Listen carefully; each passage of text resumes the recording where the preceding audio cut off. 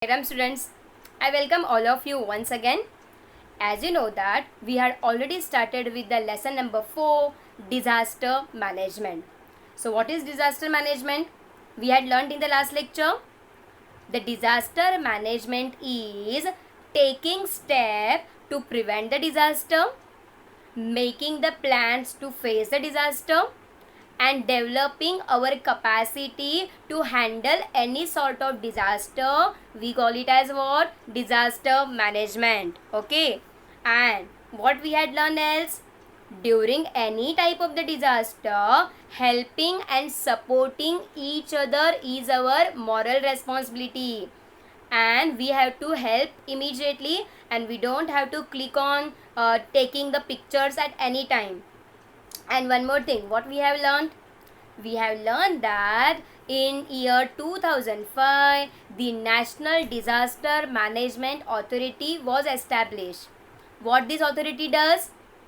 This authority undertakes planning and implementation of disaster management work. Okay, and the most importantly, we had learnt about certain type of the emergency contact number if we stuck up and any type of the disaster. So basically, what was the contact number of the police? 100. What is the emergency contact number of fire brigade? 101. What is the emergency contact number of ambulance? 102. What is the emergency contact number of disaster management cell? It is 108. Okay, and most importantly, I told you about one website. What was the name of the website? www.imd.gov.in. So when we visit that website, we get this type of the information on our search bar. So this website provides us any type of the information like rainfall, monsoon, cyclone, or any type of the city forecast, etc. Okay, so this is a website we have to visit compulsory if we want any type of the information regarding any type of the disaster. Okay, but let me tell you that students, disasters are not only cyclone, forest fire, earthquake. No, they can't be only disaster. In our day-to-day life also, sometimes we have to face disaster. We have to face certain type of the accidents of varying proportions. On such occasions, it is necessary to give some immediate aid even before the medical treatment becomes available. So what are the small accidents, guys, we come across on the daily basis, and we have to avoid that. And even if that happens at all, then what are the certain steps which we can take at our home? So what are the accidents in day-to-day life we come across, students? Yeah, you must have known that most of the time we fall down. So sometimes we suffer from the external bleeding. Okay, our skin scrapes, and the most of the blood comes out. And again, what happens next? Sometimes we suffer from the burns and the scalds, etc. Sometimes while boiling water, or while boiling milk also, or while making food, sometimes we come across hot pan or hot boiling water or boiling milk. So sometimes our skin gets burned because of that. Okay, and sometimes we get the sunstroke. Sometimes people suffer from snake bite and the dog bite, etc. Am I right? So these are the day-to-day life disaster. So disaster can't be only earthquake or cyclone or volcano only. So these are the small disaster which we all are facing in our day-to-day life. So don't you think so, students? The knowledge how to face this disaster, about the first aid, we should have that. Am I right? So be it a younger person or be it elder person, each and every person should have the knowledge about the first aid. So now let's see one by one what we can do if at all, if we come across any sort of this type of the disaster. Okay, so now let's see one by one what we can do. Let's say, for example, external bleeding. Okay, if a person is bleeding, first make him sit, make that person lie down comfortably, because that person might be that person might be unconscious because of the excessive bleeding. So first what we can do, if you see any person who is suffering from external bleeding, then first of all make that person calm. Okay, make him sit comfortably. Then what you can do, you can keep the bleeding part of the body above the level of the heart. You can see here in this picture, what you can see, wherever there is a part of the bleeding, keep that bleeding part on the upper part so that the blood flow will be stopped. If you keep the body like this in the downward direction, then there are the chances that blood will come immediately. Okay, so if we keep your body or any injured part at the height, then there are the chances we will stop the further bleeding. Okay, so and most importantly, we have to clean the bleeding part properly with the water. Whatever wound has been occurred in that part, we have to wash it properly with the clean water, because most of the time dust particle and germs, they might attack on the injured part and they might cause the infection further. Understood, student? So this is the simple thing when we can do if anybody is suffering from the external bleeding. Okay, and suppose if at all if we come across the burns and scalds, what we can do? This is a thing which we come across on the daily basis. So if we are talking about the burns, again there are two type of the burns. The one is the minor burn and the second is the major burns. Minor burn, it can be treated at home. Okay, and the major burn, it cannot be necessarily treated at home. We have to seek the doctor's advice. So first of all, let's see if at all if we come across the minor burn, then what we can do. The injured part should be washed with the water or held under the water. You can see here in this picture. Okay, the water should be clean. The injured part you have to keep under the tap water at least for 10 to 20 minutes. For 10 to 20 minutes, let your injured part under the water, under flowing water, so that the burning sensation which is caused because of the minor burn, it will heal little bit. Okay, and most importantly, give the victim water to drink. Victim means what? The one who has suffered from this burn. So during burning, during this type of the accident, that victim might be in the panic mode, that victim might be unconscious. So to make that victim stable, give that victim water to drink and make that person relax. Okay, and what else we can do here in this case? If in the minor burn, clean the wound using the cotton swab soaked in the antiseptic. So at our home, we must be all having the first aid. Am I right? So at home, we all must be having the liquid, or we all must be having the Savlon, etc. Okay, so what you can do, you have to take the clean cotton. Then what you can do, that clean water you have to dip into the Dettol solution or Savlon solution and then wipe that wound properly. So when we apply the any type of the antiseptic, when you apply the antiseptic on the wound, the germs, they won't sit on the wound part. We all are removing the germs which are sitting on the wound part. Okay, and most importantly, on the burning part, do not apply oily ointment. No ointment should be applied on the wound, burning specially. Remember that thing. Most of the people do the mistake. If somebody has the burning part, then people immediately apply the ointment. Please avoid that. Okay, and most importantly, if that wound is more, then you have to cover that wound with the dry dressing. You have to cover it properly so that the further infection will be stopped. Okay, so these are the small actions which we can undertake for the minor burns. Suppose if anybody is suffering from these serious burns like this, so during serious burns, you must have seen that majority of the body part gets burned and it cannot be treated at home. we have to take that patient to the hospital or seek the doctor's advice.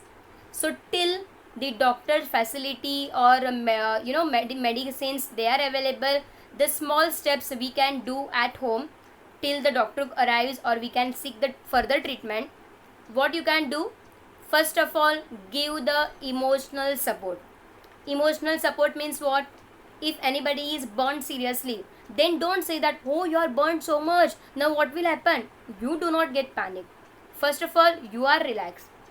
Tell that person, don't worry, it will be cured faster. Okay, so give that patient emotional support. Let them relax first of all. Okay. Secondly, cover the wound with the sterile cloth. Sterile cloth means what? Do not apply any dirty cloth on the wound part. Okay. If there is dry sterile cloth, then cover it properly. Otherwise the germs will sit on the that part and the infection will spread further.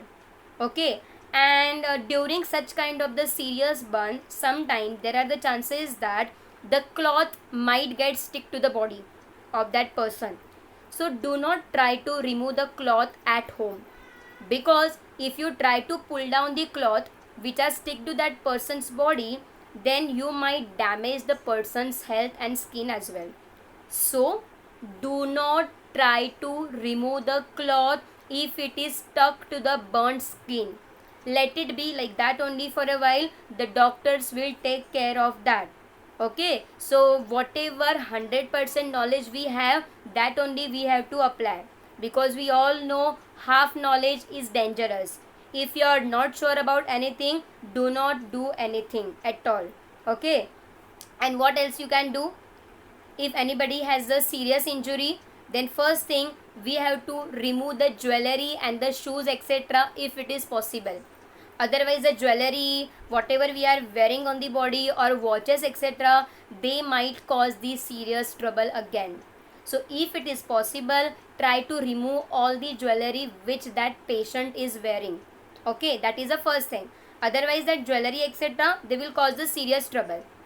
The next thing what you can do, do not touch or burst the blister on the skin.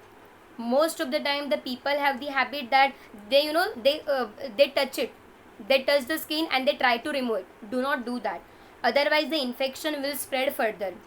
And as I told you, do not apply any type of the ointment on the burnt skin.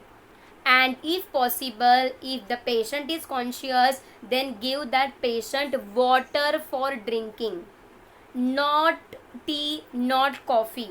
Understood? So if anybody has a serious injury, serious burn, then avoid giving tea and avoid giving coffee, and do not even give them thumbs up, Coca-Cola etc. No, please. If only you have to provide only water. Is that clear? And after that, get the medical aid at once, and you have to immediately take that victim to the hospital as soon as it is possible. Okay, so these are the certain steps which we have to undertake for the serious burns. Now suppose if anybody is suffering from the sunstroke. Now what is basically sunstroke? When we work continuously under sun for long time, then our body loses a lot of water and the minerals. This condition, it is called as what? Sunstroke. Even you guys also might be playing under sun for longer time. So when we play for longer time under sun without drinking water also, then what happens in that case? The water which is present in our body, it is getting lost. And then sometime you must have seen that while working under sun for more time or while playing, most of the people get faint immediately. Am I right? So this condition is called as what? Sunstroke. What is sunstroke? When we work in the sun continuously for long time, the body loses water and mineral. This is called as what? Sunstroke. Okay. Then what are the remedies which we can take if anybody is suffering from the sunstroke? Take the patient to a cool place in the shade. First of all, because that person was already in the sun for longer time. So if anybody is fell down, if anybody is fainted, then first of all take that patient and keep that patient to the cool or shady place. Then what you can do next, you can sponge the whole body with the cold water. Means you can take the cloth, you can dip into the water and wipe their mouth part and wipe their body part, so that you are cooling down their body first of all. Then next what you can do, place the cloth soaked in the cold water on the neck region. That's the thing you can do. And give them plenty of water or liquid like sherbet to drink.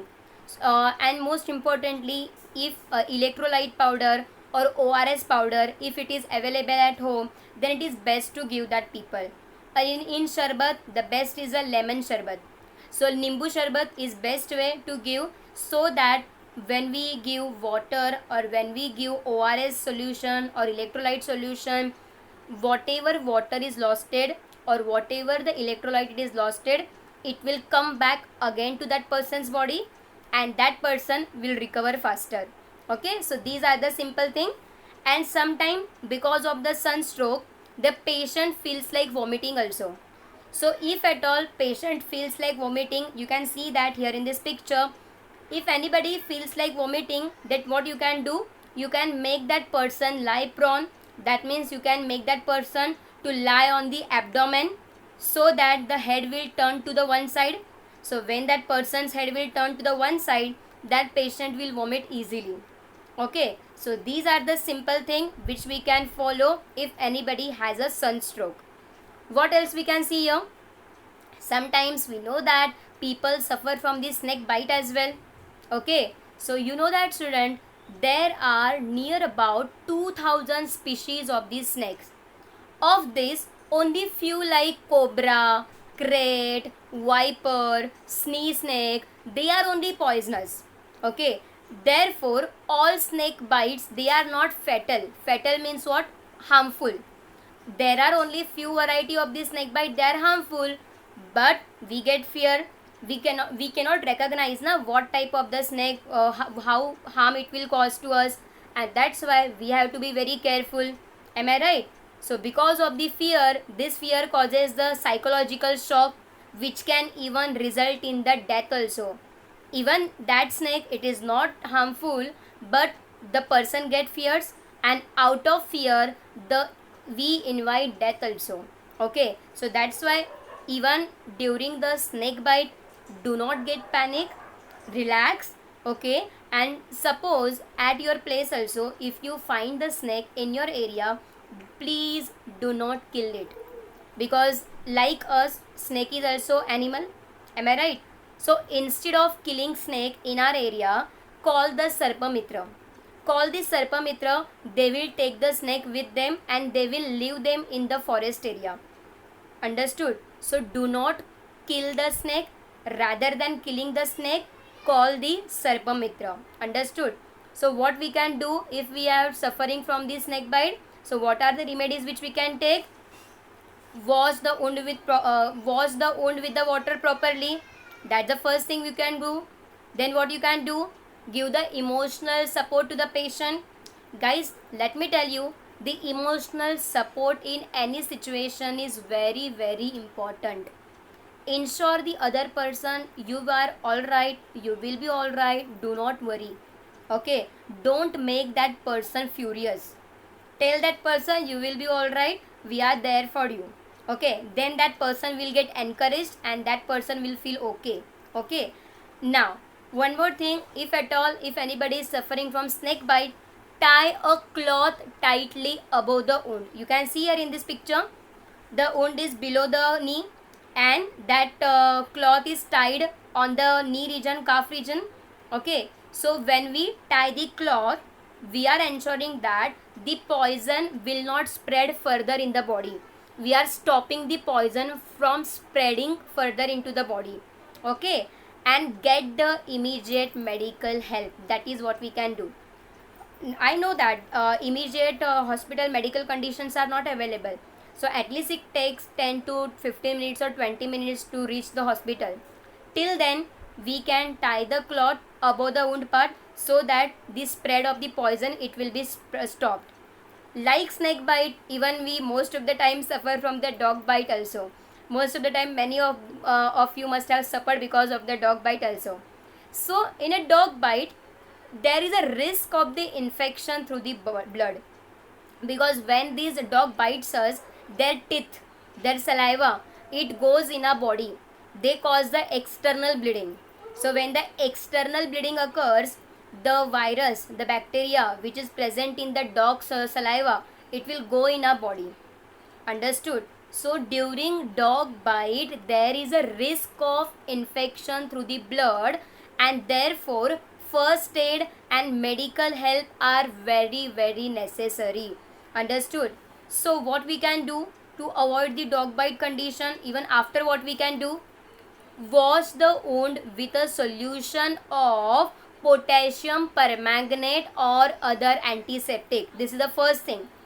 If potassium permanganate is usually not available at our home, this solution is available usually at doctor, but at our home, as I told you, antiseptic like Dettol or Savlon, if it is available, then we have to wash that wound properly first of all, then cover the wound with a clean and dry cloth, and most importantly, get the doctor helps and an injection of the anti-rabies vaccine. This is very, very important.